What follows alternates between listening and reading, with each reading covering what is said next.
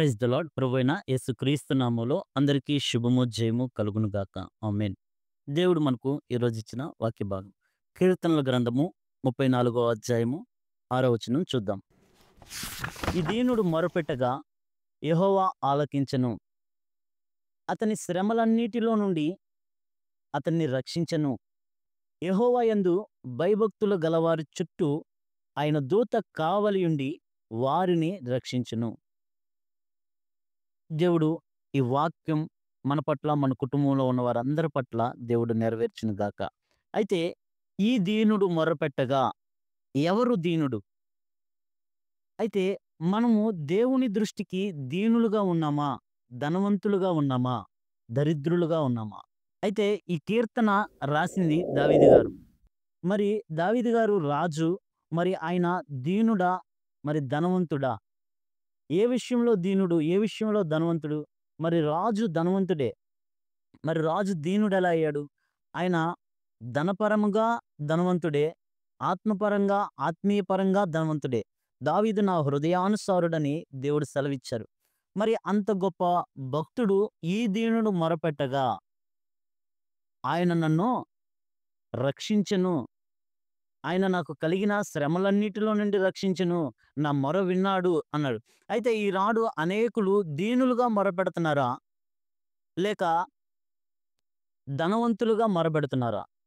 దీనత్వం కలిగి మొరపెడితే దేవుడు ఆలకిస్తాడు అని మరి కీర్తనాకారుడు చెప్తున్నారు. మరి మనం దీనులుగా మొరపెడుచున్నామా? దీనులు అంటే ఎవరు? మత్తయి సువార్త 5వ అధ్యాయంలో యేసుక్రీస్తు ప్రభువారు చెప్పినట్లు ఆత్మ విషయమై దీనులైన వారు ధన్యులు. మరి ఆత్మ విషయంలో మనం దీనులుగా ఉన్నామా?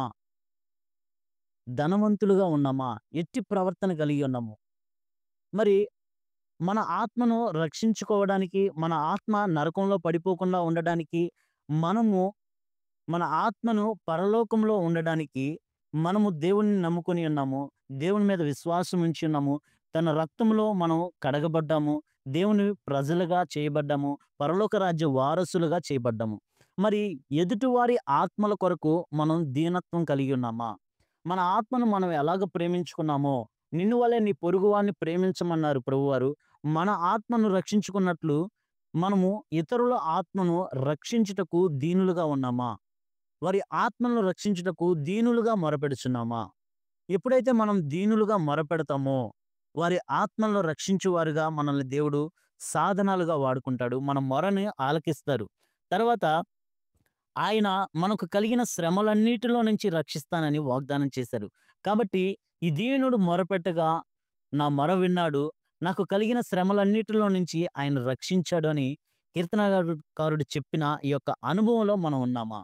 ఇలా ఉండగలిగితే యెహోవా యందు భయభక్తులు గల వారి చుట్టూ ఆయన దూత కావలిగా ఉండి వారిని రక్షించును అన్నారు. అయితే మనం రక్షించబడాలి అంటే దీనులుగా మొరపెట్టాలి. మనం శ్రమలన్నిటి నుంచి విడుదల పొందాలి, విడిపించబడాలి అంటే దీనులుగా మొరపెట్టాలి. మనం దీనులుగా ఉన్నామా?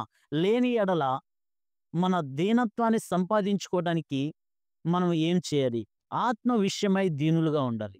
ప్రతి ఒక్క ఆత్మను సంపాదించడానికి, ప్రతి ఒక్కళ్ళ అవసరాలు తీర్చడానికి, ప్రతి ఒక్కరూ రక్షించబడడానికి దీనులుగా మొరపెట్టినప్పుడు ఆయన మన మొరను ఆలకిస్తారు. ఈ దేవుడు ఎవరి మొరను ఆలకిస్తారు అంటే దీనులుగా మొరపెట్టిన వారి మొరను ఆలకిస్తారు.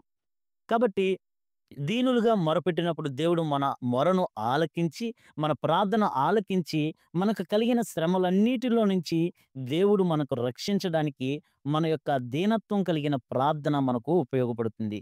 అట్టి ప్రార్థన మనలను రక్షిస్తుంది. ఎలా రక్షిస్తుంది? ఆయన దూత మనకు కావలిగా ఉండి మనల్ని రక్షిస్తూ ఉంటాడు.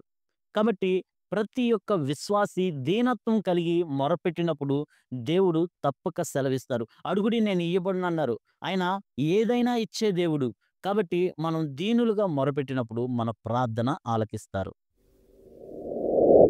కృపగల దేవ, దయగల తండ్రి, కనికరం కలిగిన ప్రభువా, మీ పరిశుద్ధ నామానికి వందనాలు, స్తుతులు, స్తోత్రాలు చెల్లించుకుంటున్నాం. అయా నాయనా, ఈ దీనుడు మొరపెట్టగా నాయనా, నా మొరను ఆలకించాలని నాయనా, మీ వాక్యం సెలవిస్తుంది. కాబట్టి ప్రభువా, మేము దీనులుగా ఉండే కృపను దయచేయండి. ఆత్మ విషయమై దీనులుగా ఉండే కృపను మాకు దయచేయండి. ఆత్మ విషయమై దీనులుగా ఉండి మొరపెట్టే కృపను మాకు దయచేసి, మాకు కలిగిన శ్రమలన్నిటిలో నుంచి మీరు రక్షించి, మీ దూతలను కావలిగా ఉంచి మమ్మల్ని రక్షించమని, మా కుటుంబాలను రక్షించమని నజరేయుడైన యేసుక్రీస్తు నామములో అడిగి పొందుకొని ఉన్నాము మా పరమ తండ్రి. ఆమేన్.